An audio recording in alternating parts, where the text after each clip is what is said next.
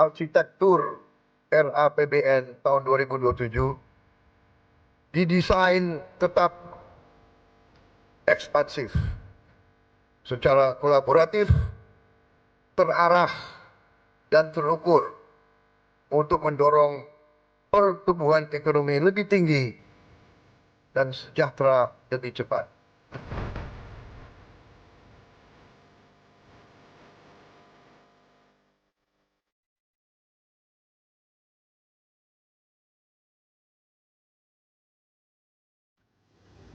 Selamat malam pemirsa, seiring dengan HUT ke-81 Republik Indonesia, pekan lalu Presiden Prabowo Subianto menyampaikan pidato RAPBN 2027 dan nota keuangannya di sidang paripurna DPR dan DPD. Beberapa kejutan muncul dalam proyeksi RAPBN tahun 2027, seperti apa persisnya gambaran perekonomian Indonesia di tahun depan, tahun 2027, dan akan seperti apa dampaknya bagi masyarakat. Pemirsa, bersama saya Leonard Samosir, inilah Top Ekonomi.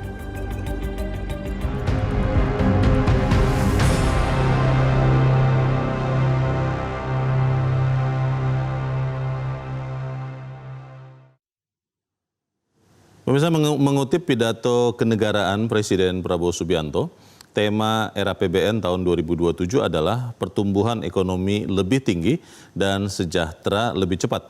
Apa saja kejutan pada RAPBN 2027?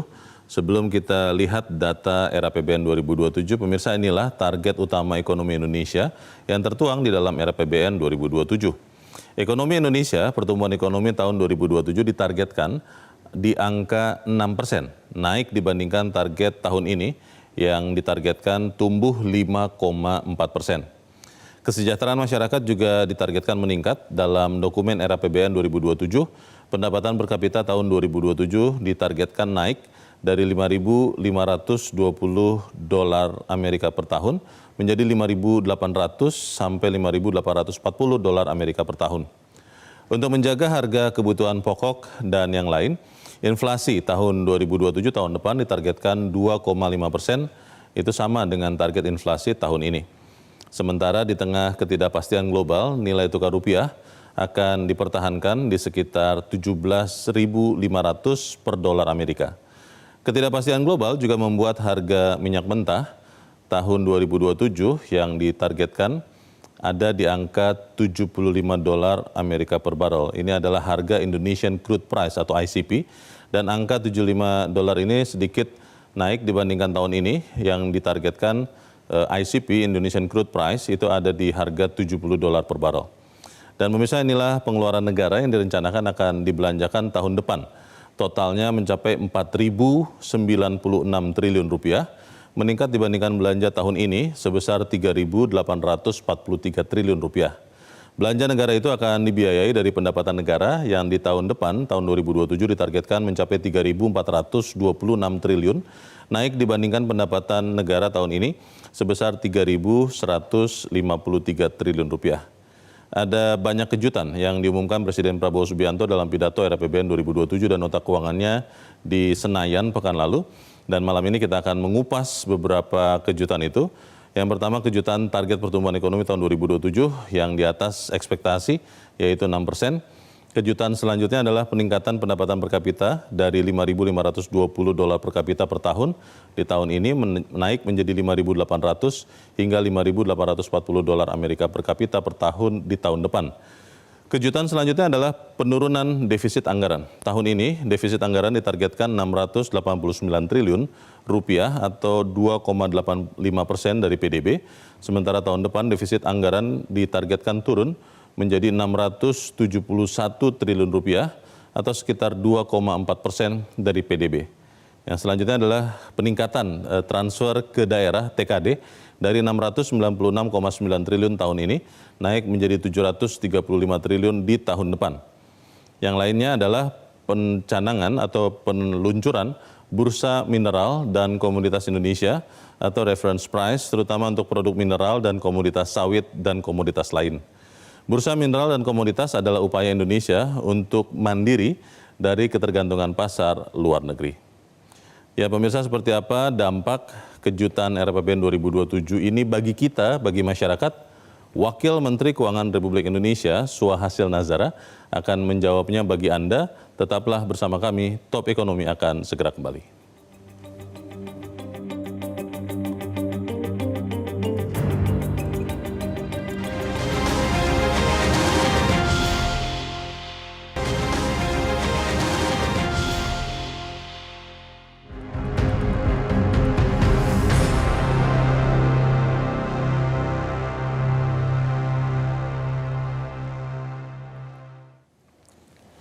Pemirsa, bersama saya di Studio 1 Metro TV telah hadir Wakil Menteri Keuangan Republik Indonesia, Suhasil Nazara. Prof. Suha, selamat malam. Selamat malam, Bung Leo. Terima kasih sudah diberikan waktu. Sehat-sehat? Sehat. Puji Tuhan. Kita melihat tadi Prof. Suha di dalam era APBN 2027, pemerintah menargetkan pertumbuhan ekonomi tahun depan, Pak, itu 6%. Itu kan kalau dibandingkan tahun ini yang ditargetkan 5,4, artinya ekspansif itu. Itu apa yang mendasari optimisme pertumbuhan ekonomi itu? Pertama ya, kita lihat Bung Leo ya, tahun ini di semester 1 saja kita mendapatkan pertumbuhan ekonomi 5,45%. 2 kuartal ya? 2 kuartal, Oke. ya, selama 1 semester. Masih ada 1 semester lagi, dan kalau dalam pandangan kami di semester kedua ini, kemungkinan di Q3 ini akan ada beberapa peningkatan. Pertama, kita lihat PMI industri kita sudah mulai ada peningkatan lagi. Sudah di atas 50 lagi ya? Sudah di atas 50, kita berharap itu akan terus bertahan di sana. APBN-nya tetap solid, APBN-nya berjalan dengan baik, penerimaan APBN, belanja juga cukup solid, pembiayaan kita juga baik. Kemudian kita lihat di Q3 kemungkinan konsumsi bisa meningkat, lalu efek dari yang namanya pelemahan kurs itu biasanya memberikan efek positif kepada ekspor. Jadi kita berharap juga nanti di Q3 ini akan mulai ada dorongan pertumbuhan ekspor yang baik. Tentu ada pertumbuhan impor juga, tapi biasanya kalau rupiah melemah, impornya menjadi lebih mahal, sehingga semangat impor itu agak sedikit ngerem turun. Nah, ini kombinasi ini moga-moga nanti menjadi satu. Q3, Q4 kita akan tumbuh di atas 5,5%. Saya berharap keseluruhan tahun nanti bisa kita tutup di atas 5,5%. Dan ini berarti pertumbuhan tahun 2026 ini di atas asumsi kita. Ini adalah modal yang baik kalau nanti ke tahun depan kita bisa tumbuh secara rata-rata itu di 6%. Bapak Presiden memberikan target, dan kalau memberikan target itu ya memang nggak boleh target yang rendah. Tinggi. Target harus cukup tinggi. Kalau bahasanya Bapak Presiden itu kan, gantungkanlah cita-citamu setinggi di bintang-bintang, kalaupun tidak tercapai kau jatuh di atas awan-awan. Pak, ini tapi kita bicara 6%, itu kan kalau asumsinya tahun ini 5,4 atau 5,5%, itu terjadi Pak Wamen di tengah-tengah kondisi ketidakpastian masih tinggi, Pak. Di geopolitik masih tinggi, kondisi keuangan global juga masih tinggi. Itu strategi untuk mencapai 6%-nya itu bagaimana, Pak? Pertama, kita lihat komponennya ya. Komponen dari pertumbuhan itu pertama yang besar adalah konsumsi. 53-54% perekonomian Indonesia itu isinya konsumsi rumah tangga. Ini mesti kita jaga. Itu C-nya ya? Itu C-nya, harus kita jaga. Dan APBN adalah salah satu instrumen utama menjaga konsumsi ini. Karena APBN itu memberikan perlindungan sosial, memberikan bantuan sosial, memberikan pengurangan terhadap beban rumah tangga. Dan APBN itu sendiri juga belanja APBN itu langsung banyak sekali yang menyentuh rumah tangga, baik yang langsung dari APBN maupun yang dari APBN melewati transfer ke daerah. Itu semuanya harus bisa dinikmati oleh rumah tangga dan berkontribusi langsung kepada konsumsi rumah tangga. Itu nomor satu. Nomor dua, ada investasi. Investasi yang mungkin sekarang kita melihat kepada Danantara, bagaimana Danantara dengan keseluruhan konsolidasi asetnya itu kemudian bisa menjadi katalis. Dia sendiri memiliki proyek, tetapi dia kemudian juga menjadi katalis mengundang swasta. Partisipasi dari segenap pelaku ekonomi non pemerintah untuk juga ikut melakukan investasi. Ini menjadi sangat penting untuk iklim investasi dijaga, kepastian hukum, soal pemberantasan korupsi, perizinan, dan macam-macam. Yeah. Setelah itu komponen government expenditure-nya sendiri. Belanja pemerintah. Belanja pemerintah. Kalau tahun ini sampai dengan semester 1 di sekitar 15-16% pertumbuhannya dibandingkan tahun lalu. Mungkin nanti ujungnya ini agak sedikit melandai, tapi tidak terlalu rendah. Tapi dia akan melandai sejalan dengan ekspornya meningkat, investasinya meningkat, dan konsumsinya meningkat. Oke. Jadi memang ini adalah macroeconomic management yang mesti kita orkestrasikan oleh pemerintah, karena pemerintah itu kalau di dalam total PDB, katakanlah PDB kita itu sekarang 26.000 triliun, belanja pemerintah itu hanya sekitar 3.800. Berarti pemerintah itu hanya sekitar total belanja negara itu hanya sekitar 13-14% dari total PDB. Dan karena itu kita mesti betul-betul memilih titik-titik mana yang 13-14% ini masuk sehingga bisa menciptakan multiplier dan mengajak peran pelaku ekonomi yang lain menciptakan produk domestik bruto. Pak Wamen, ini 6% tahun depan, tapi yang menarik adalah defisit anggaran itu ditargetkan tahun depan itu malah turun dari target tahun ini, Pak. Jadi sekitar 2,4% untuk dari PDB di tahun 2027. Target pertumbuhannya naik, defisitnya turun. Ini artinya apa? Mungkin misalnya pajak akan digenjot begitu, Pak? Atau seperti apa, Pak? Ada beberapa hal ya. Pertama, saya ingin sampaikan konteks makronya dulu. Kalau kita memiliki keyakinan bahwa defisit turun tapi pertumbuhan naik, itu artinya APBN-nya itu tambah efisien. Dengan defisit yang menurun tidak membuat pertumbuhan turun, malah pertumbuhan naik. Ini gerak ekonomi yang sedang kita orkestrasikan. Sehingga memang ekonomi itu tidak hanya sekedar mengandalkan belanja APBN. Sehingga itu di satu level ya.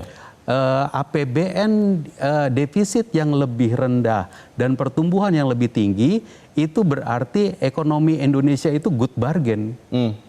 APBN Indonesia itu good bargain. Taxpayers money itu memiliki dampak multiplier yang lebih besar. Nah, pertanyaan berikutnya, kalau begitu, kalau defisitnya lebih rendah, pertumbuhannya dari mana dong? Pertumbuhannya memang satu dari APBN-nya sendiri, tapi tadi konsumsi rumah tangga akan kontribusi besar, investasi akan kontribusi besar, dan kita berharap ekspor nanti juga akan kontribusi lebih besar. Nah, perbandingan berapa kontribusinya inilah yang harus kita orkestrasikan. 53% konsumsi, sekitar 30% investasi, ini yang mesti kita mainkan bersama-sama, menciptakan PDB bersama. Kira-kira APBN yang total belanjanya itu adalah sekitar 13%, namun yang namanya government consumption itu mungkin hanya sekitar 9% di dalam total produk domestik bruto kita. Selain konsumsi masyarakat, Pak, household, kemudian government spending, investasi kan digenjot tadi, Pak Wamen sudah katakan harapannya Danantara yang akan memenuhi itu. Bagaimana dengan peran dari sektor swasta, Pak? Apakah itu kemudian juga akan ditingkatkan kontribusinya oleh pemerintah tahun depan? Bagaimana caranya, Pak? Harus. Jadi Danantara itu tentu dia memiliki proyek-proyek yang sangat-sangat fundamental, yang kita harapkan kemudian proyek Danantara yang fundamental itu menjadi katalis, mengundang masuk swasta, crowd in swasta, sehingga swastanya juga mau ikut berpartisipasi, meningkatkan ekspansi dunia usaha, mau ekspansi untuk buka cabang baru, buka pabrik baru dan seterusnya. Karena memang perekonomian Indonesia itu ya diciptakan oleh keseluruhan pelaku ekonomi, bukan hanya pemerintah tapi juga pelaku-pelaku ekonomi non pemerintah, masyarakat, swasta, pengusaha, investor, dan yang lainnya. Ini harus kita rangkul semuanya. Caranya adalah menunjukkan bahwa Indonesia is open for business. Kita memperbaiki iklim dunia usaha. Kita juga memperbaiki perizinan. Kita memperbaiki logistik, kita memperbaiki seluruh sistem yang ada, sistem hukum dan macam-macam, sehingga menciptakan lingkungan usaha yang kondusif untuk para investor kita. Yang juga dibicarakan banyak orang ini, Pak Wamen, kalau mengacu pada apa yang terjadi tahun ini, Pak, itu terkait dengan tunjangan keuangan, transfer keuangan ke daerah. TKD itu di beberapa daerah, terutama daerah penghasil, mereka mengatakan kurang nih, karena kemudian pemerintah kan sudah menambahkan ya Pak untuk mereka. Tapi kalau kita lihat 2027, ini TKD-nya naik dari 696,9 triliun tahun ini menjadi 735 triliun tahun depan. Ini dasar pemikirannya apa Pak? Jadi gini, mungkin pertama kita clarify dulu yang tahun 2026 ini. Oh, oke. Di APBN itu 693, estimasi kita nanti sekitar 696 itu. Kalau kita mengatakan bahwa kenapa transfer turun, sebenarnya yang menjadi fokus dari pemerintah pusat adalah bukan angka transfernya semata, tapi manfaat dan dampak langsung yang dirasakan oleh rumah tangga dan masyarakat di seluruh pelosok Indonesia. Dan kita bisa katakan bahwa kalau dengan mindset APBN dan APBD itu adalah satu kesatuan kehadiran negara. Jadi yang hadir, negara yang hadir itu bukan hanya lewat APBN. Negara juga hadir lewat APBD, dan keduanya ini adalah satu kesatuan, maka efek dari yang diterima masyarakat dari negara itu antara 2005 ke 2026 itu sesungguhnya meningkat. Jadi kita jangan hanya melihat transfer ke daerah itu sebagai satu sepotong, tapi keseluruhan itu. Nah, dengan logika seperti itu, kita pun masih mengatakan bahwa, look, pemerintah pusat akan selalu siap siaga, melihat, memantau seluruh pemerintah daerah dan masyarakat daerah. Kalau memang ada kesulitan, pasti akan turun tangan pemerintah pusatnya. Kemarin ketika ada bencana di Sumatera bagian utara, pemerintah kemudian masuk dengan 10,6 triliun tambahan transfer. Kemudian ketika sekarang juga muncul berbagai macam pendapat, pemerintah daerah ada yang kekurangan ini. Maka kemarin ditambahkan lagi 20,5 triliun rupiah. Pemerintah pusat APBN itu standby, tapi tidak boleh seakan-akan menjadi kita sebar-sebar tanpa kontrol. Itu dia mindset utamanya. Ke tahun 2027. 735 triliun yang telah diumumkan di dalam RAPBN. Ini juga akan jadi bagian dari kesiapsiagaan. Kita ingin pemerintah daerah itu menjadi satu kesatuan bagian kehadiran negara bersama-sama APBN, tapi pada saat yang bersamaan juga harus efisien. Di pemerintah pusat kita tunjukkan juga efisiensi di kementerian dan lembaga juga terus kita laksanakan. 2025 cukup kuat kita laksanakan. 2026 ini kita lakukan juga, Bung Leo. Cuman nggak pakai gembar-gembor aja.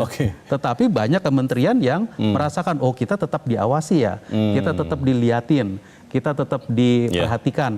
Ini kita lakukan terus untuk memastikan bahwa belanja itu betul-betul efisien dan itu salah satu yang memberi kontribusi mengapa tahun depan defisit cukup 2,4%. Pak, ini pertanyaan besar kita juga adalah ketika tahun ini dari tahun lalu ya, kita melihat ada program-program prioritas pemerintah. Itu kan ada MBG, juga ada Koperasi Desa Kelurahan Merah Putih, lalu ada beberapa yang lain.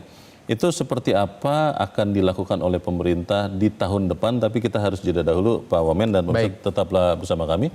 Top Ekonomi akan kami lanjutkan selepas jeda berikut ini.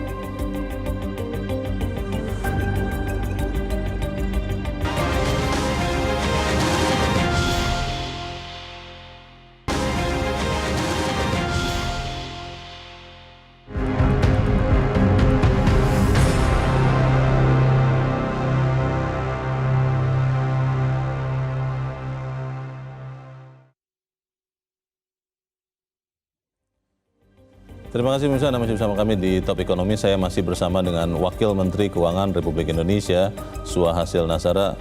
Pak Sua, kalau kita lihat di dalam pidato Presiden, itu juga dikatakan ada program-program prioritas pemerintah. Lalu juga ada beberapa hal yang baru yang sebetulnya mungkin juga akan bisa mendorong ekonomi kita bertumbuh karena tagline-nya kan tumbuh lebih cepat, sejahtera lebih tinggi.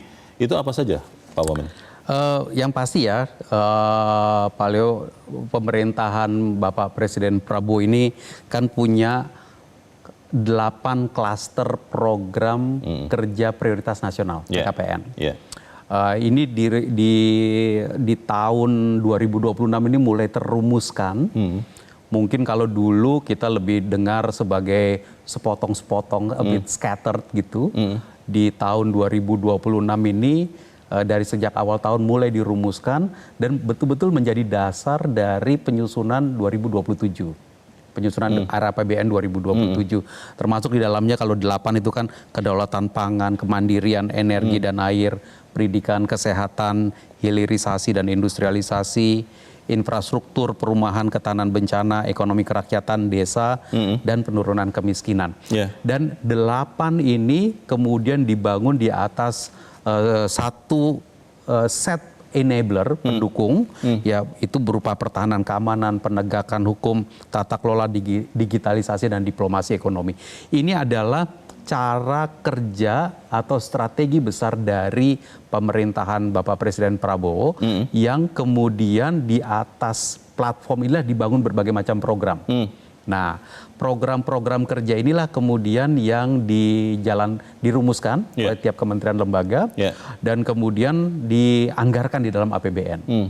2027 kita menganggarkan ini. Nah, kemarin ketika Bapak Presiden menyampaikan pidato pengantar RAPBN dan nota keuangannya di DPR, juga beliau memunculkan sejumlah agenda transformasi Indonesia. 10 agenda transformasi itu saya rasa lumayan ditunggu oleh banyak oleh seluruh perekonomian kita karena berisikan betul-betul program yang sifatnya itu langsung menukik, bangun renovasi puskesmas, renovasi rumah sakit, lalu kemudian renovasi sekolah, bursa komoditas, optimalisasi aset BUMN, pusat finansial internasional, lalu kemudian elektrifikasi mobilitas rakyat, duit kewarganegaraan dan DDMF dan antara Development Management Fund. Ini adalah action, jadi agenda yang sifatnya action agenda, agenda aksi. Jadi bukan lagi di level tadi 8 platform, tapi ini udah activity. Nah, tentu aktivitas yang 10 ini akan berjalan melanjutkan seluruh program prioritas yang memang sudah berjalan saat ini. Mungkin kalau dari kita refresh ingatan kita. 2024 Bapak Presiden itu dilantik memegang pemerintahan, lalu semua orang bicara mengenai makan bergizi gratis. MBG. Beliau meminta MBG dijalankan. Dan dijalankan. Mulai 1 Januari 2025 MBG telah dijalankan dengan APBN. Berjalan stop. Nah, di dalam agenda transformasi ini MBG jalan terus. Tetapi 10 ini kemudian akan melengkapi program prioritas yang memang selama ini sudah berjalan. Kampung nelayan, kemudian sekolah rakyat, sekolah unggulan Garuda, renovasi rumah sakit, cek kesehatan gratis, dan seluruh program yang telah berjalan selama ini ya akan terus berjalan. Lalu kemudian ditambah lagi, diperkuat lagi dengan agenda-agenda transformasi yang dirumuskan tadi. Pak Wamen, ini saya ingin mengutip lagi ya dokumen RAPBN 2027. Itu pendapatan per kapita tahun depan itu ditargetkan 5.800 sampai 5.840 dolar dibandingkan dengan target tahun ini 5.520. Ini kan naiknya signifikan, Pak. Ini apa yang akan dilakukan pemerintah untuk meningkatkan pendapatan per kapita kita tahun 2027? Pertumbuhan PDB. Pendapatan per kapita basically adalah produk domestik bruto kita dibagi dengan jumlah penduduk kita. Nah, jumlah penduduk kita kan ya kalau dalam kita lihat 1-2 tahun ya basically ya meningkat, tapi meningkatnya nggak terlalu tinggi-tinggi amat. Sehingga peningkatan dari pendapatan per kapita dilakukan dengan satu memastikan PDB-nya berkembang, membesar, Dan bagaimana menciptakan PDB yang menjadi lebih besar itu, kuncinya ya peningkatan produktivitas, peningkatan lapangan kerja, peningkatan kegiatan dunia usaha. Dan disinilah APBN yang 3.800 triliun lebih tahun ini, dan kita harapkan lebih dari 4.000 triliun tahun depan, itu akan berkontribusi. Berkontribusi menciptakan PDB yang 27.000 di tahun ini menuju tahun depan. Oke, kalau melihat dari target pertumbuhan yang tadi Pak Wamen juga sudah sampaikan, 6% itu kan kita juga berharap betul Pak kepada Danantara sebagai salah satu yang harapannya bisa mendorong investasi. Tapi apakah pemerintah juga punya strategi Pak? Saya tidak tahu apakah insentif fiskal misalnya atau insentif-insentif lain yang bisa menarik investor baik dari dalam maupun dari luar negeri, supaya kemudian di dalam pertumbuhan itu meningkat, Pak. Ya, jadi salah satu fungsi dari fiskal adalah memberikan ruang bagi dunia usaha untuk bisa berkembang. Dan secara spesifik biasanya kita mikirnya adalah langsung ke belanja apa. Tapi ada satu hal yang ingin saya angkat di sini, yaitu namanya belanja perpajakan. Belanja perpajakan itu begini filosofinya. Biasanya kan kalau kita ngomong pajak, itu dunia usaha bayar pajak kepada negara. Tapi negara juga bisa melakukan suatu kebijakan sehingga membuat si pengusaha atau si pelaku ekonomi tidak usah bayar pajak. Oh, bagaimana Pak? Bikin aturan. Bikin aturan mengenai insentif, bikin aturan mengenai relaksasi atau kebijakan pajak tertentu. Nah, dengan tidak dipungutnya pajak, itu akan membuat kegiatan dunia usahanya kemudian berkembang lebih cepat. Ada sejumlah insentif pajak untuk UMKM. UMKM itu bisa membayar pajak yang sifatnya final dan merupakan persentase atas omsetnya. Jadi kalau misalkan dia pengusaha yang kecil tapi ingin taat pajak, membayar pajak final untuk UMKM. Ada insentif pajak untuk kegiatan yang baru-baru ini diumumkan juga oleh Menteri Keuangan kita, yaitu insentif untuk kendaraan listrik, untuk motor listrik. Ya kan, itu juga suatu kebijakan untuk mendorong membangun minat dunia usaha, ayo produksi. Lalu Bapak Presiden meresmikan motor listrik, dan ini kan jadi klop dia. Nah, jadi yang kebijakan-kebijakan seperti ini terus kita lakukan, insentif pajak terus kita gulirkan, dan saat ini saya rasa angka terakhir yang saya lihat, insentif pajak itu kira-kira sudah sekitar 2% dari produk domestik bruto kita. Jadi kalau kita dikatakan bahwa tax ratio-nya hanya 10%, sebenarnya yang bisa dikumpulkan itu 12%. Karena tadi ada tapi dengan 2% kita berikan sebagai insentif, maka kita hanya kolek yang 10%. Nah, ini sebenarnya harusnya kita gaungkan terus, dan kami di Kementerian Keuangan kita berusaha menggaungkan terus untuk memberi kesadaran bahwa peranan dari pajak bukan hanya mengumpulkan uang, tapi juga memberikan insentif. Itu baru dari sisi penerimaan. Sisi belanja. Dari sisi belanja, cara pemerintah untuk mendorong stimulus kegiatan ekonomi ya dengan melakukan belanja pemerintah. Tapi di samping melakukan belanja pemerintah, pemerintah juga melakukan berbagai macam kebijakan, berbagai macam subsidi untuk BBM bersubsidi, subsidi untuk LPG supaya masyarakat bisa menggunakan LPG tabung 3 kilogram, lalu kemudian tidak terbebani dengan perubahan harga di tingkat dunia yang terlalu fluktuatif. Subsidi listrik. Kalau istilah di Kementerian Keuangan itu di pembukuan itu ada subsidi dan kompensasi. Subsidi aja kita sebut semuanya karena itu lebih mudah kita terima.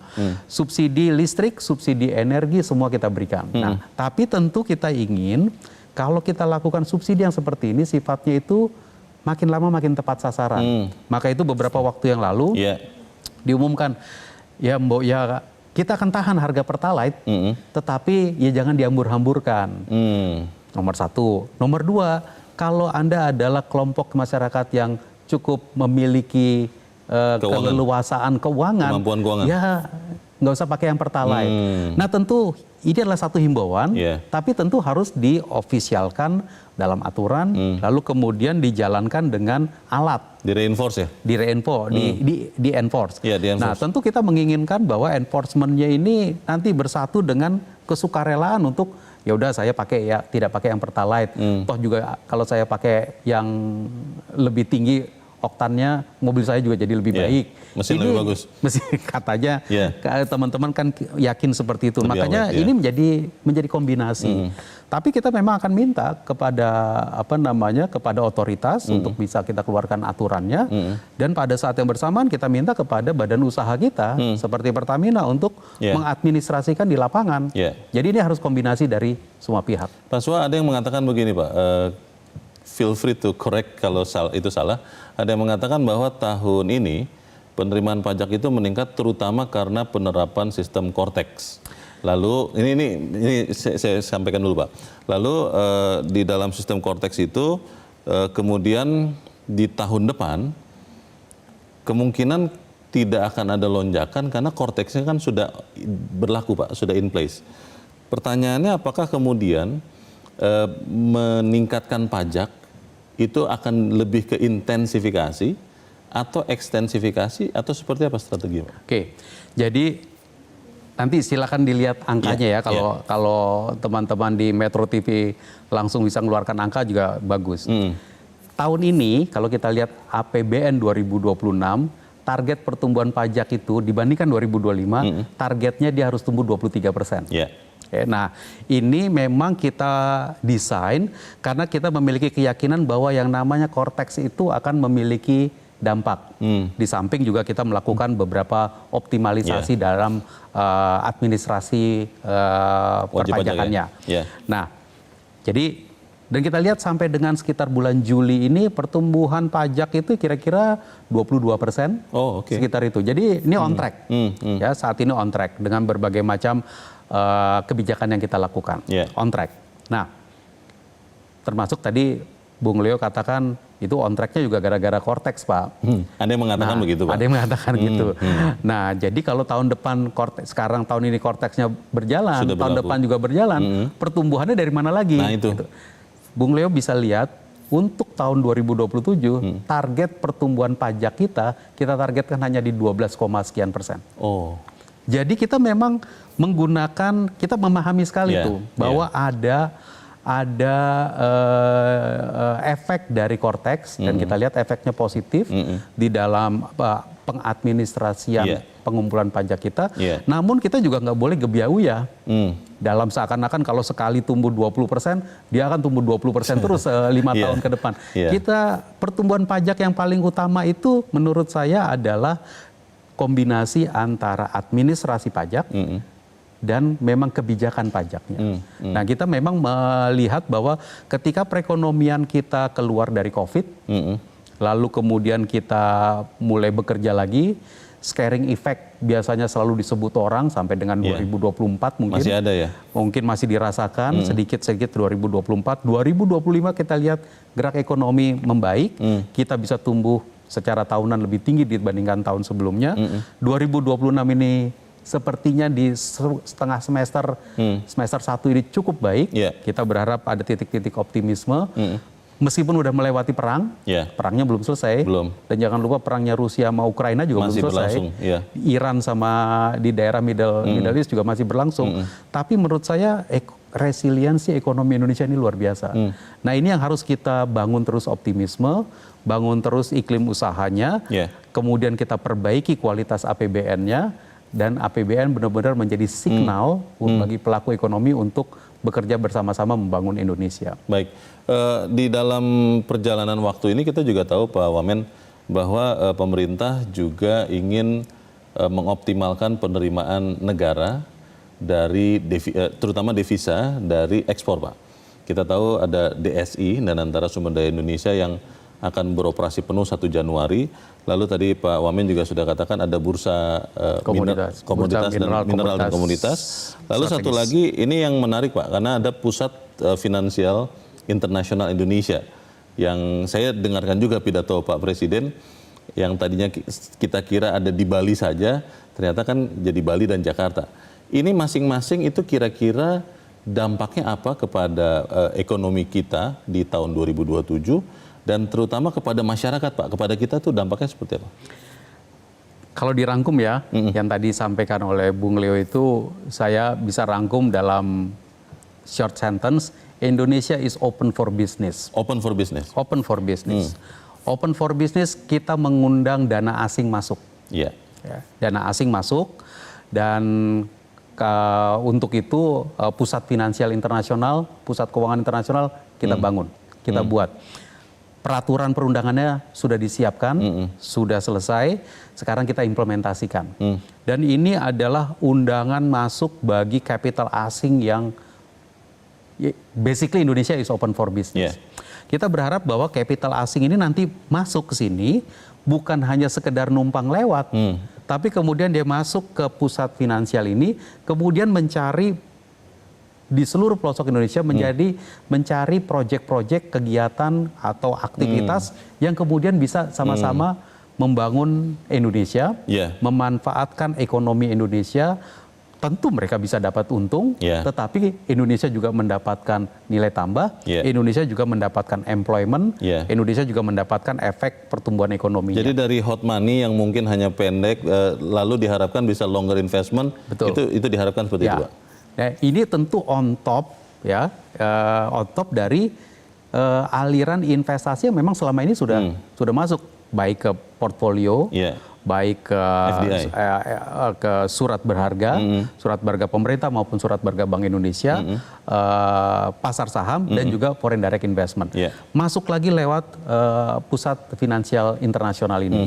Ini menjadi jalan masuk baru dengan aturan-aturan yang kita harapkan bisa lebih dimengerti oleh para investor internasional ini. Karena banyak yang mengatakan bahwa para investor internasional itu lebih nyaman kalau aturan-aturan itu memang sesuai dengan apa yang ada di dunia internasional. Soal itu ya Pak, common law, civil law itu ya? Soal pengawasan jasa. Yang khusus. Soal berbagai macamnya. Itulah yang diatur di undang-undang itu. Jadi undang-undangnya sudah ada, sekarang kita implementasikan. Nah, ketika uang-uang ini masuk, kita juga melihat bahwa investor ini bisa juga memanfaatkan yang namanya kegiatan ekonomi di Indonesia untuk menghasilkan ekspor. Ekspor, kalau selama ini ekspor kita selalu dikenal Indonesia itu mengekspor raw materials, kita sekarang ingin perkuat lagi dengan raw materials itu. Misalkan produk-produk tambang kita diekspor dengan harga yang benar. Ini ya, saya sangat berbesar hati dengan aturan mengenai DSI, aturan mengenai devisa hasil ekspor. Kenapa? Kalau di masa lalu yang peduli kepada transfer pricing itu hanya Direktorat Jenderal Pajak, hanya DJP. Nah, jadi bahkan DJP itu ketika menangani yang namanya transfer pricing atau kalau sekarang itu kadang-kadang disebut juga under invoicing, itu DJP dan Kementerian Keuangan harus membuktikan. Dan ketika dalam proses membuktikan itu bahkan harus perang dalam tanda petik dengan otoritas luar negeri. Kenapa? Karena yang namanya perusahaan di dalam negeri Indonesia jual barangnya ke perusahaan asing. Perusahaan asingnya ketika dia jual barang ke sana, dia bikin harganya lebih murah. Supaya apa? Sebenarnya dunia internasional udah mulai dideteksi, namanya adalah base erosion and profit shifting activities. Jadi negara sejumlah perusahaan yang dengan segala macam tax planningnya berusaha dia mengurangi basis pajaknya di tempat seperti Indonesia dan maunya dia basis pajaknya adalah di tempat-tempat yang merupakan tax haven, yang pajaknya itu rendah sekali.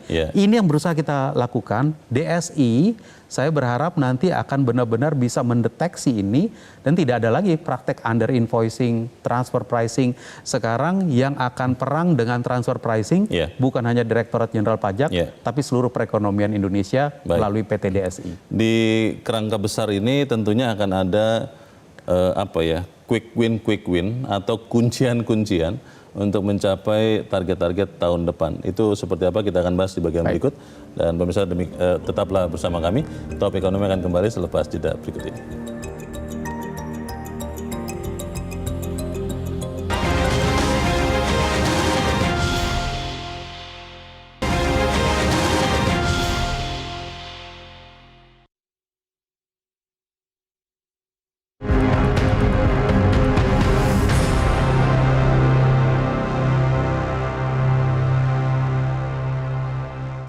Terima kasih Anda masih bersama kami pemirsa, dan kita ada di bagian akhir diskusi malam ini dalam Top Ekonomi bersama dengan Wakil Menteri Keuangan Swahasil Nazara.